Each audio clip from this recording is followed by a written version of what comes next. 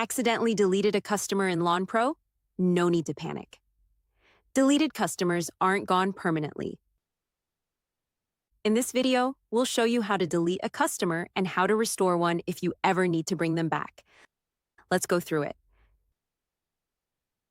To delete a customer, go to the Customer tab, select Customers, find the customer you want to delete, and click the checkbox. Once you check the box, you'll see options appear at the top. Click Delete. A pop-up will appear to confirm that you want to delete the customer. Click Yes.